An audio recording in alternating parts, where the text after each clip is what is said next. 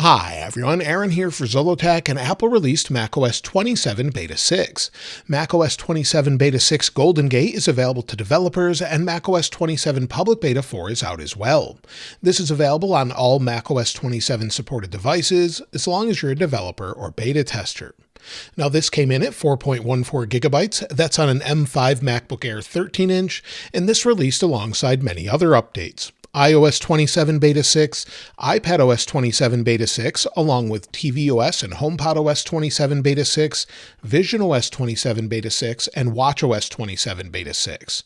We also got some public releases as well, with iOS 26.6.1, the iPad version of that, macOS 26.6.2, iOS 18.7.10, again the iPad version of that, and also macOS 26.7 RC. Now let's take a look at the build number and talk about what's new. So we'll go to the Apple in the upper left, go to About This Mac, and if we click on where it says macOS Golden Gate, we can see the build number is 26A5416B. We're getting very close to a public release, so we're getting closer to the letter A typically, and then we'll have an RC release and a public release. We'll talk more about when to expect that a little bit later.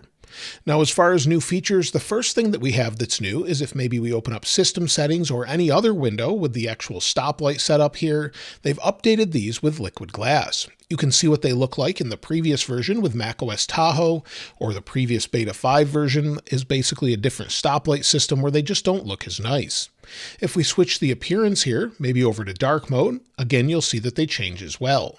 They might stand out a little bit more, but again they get an all-new liquid glass design. So I think that looks really nice. Other than the new stoplight buttons that we have here, we've also gained some new wallpaper. If we click on wallpaper and scroll down to our landscape area here, go to show all, you'll see that we have Golden Gate Day and Golden Gate Evening.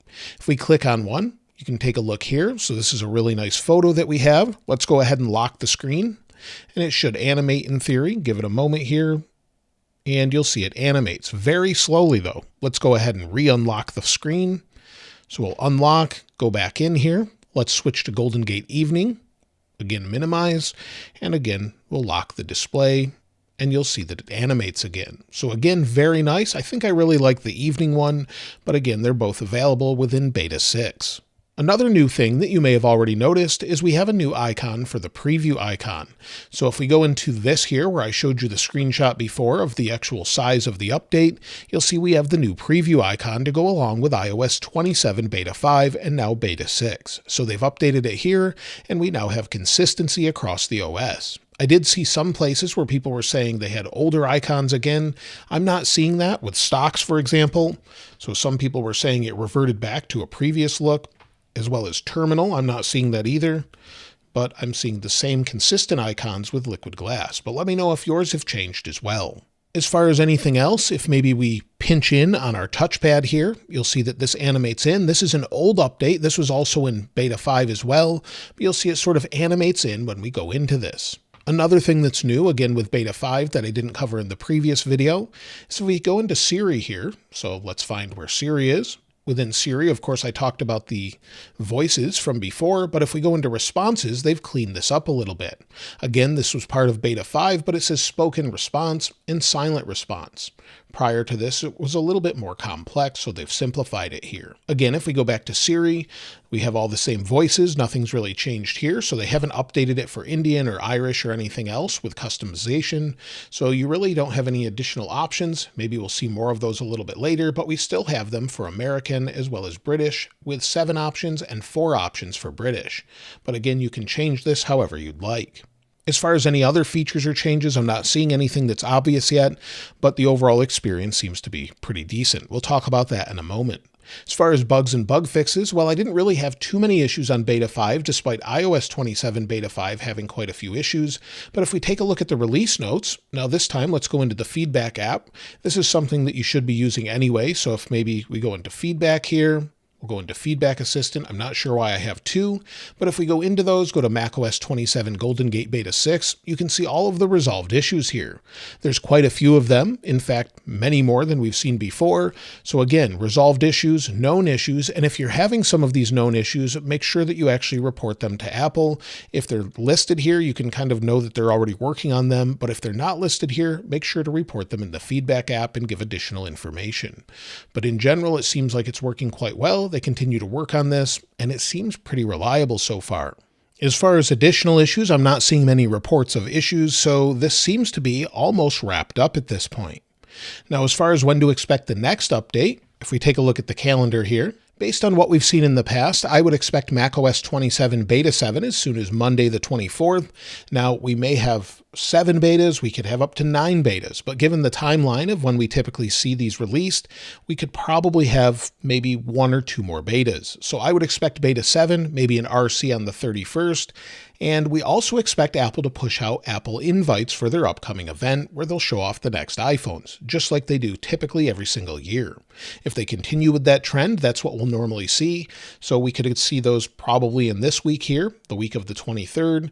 And then, of course, we'll have the final release of macOS 27, probably in mid to the end of September, depending on which date they select. So sometimes they push out macOS a little bit further, but I would expect it maybe around the 21st or so, maybe the 14th. We don't know that for sure.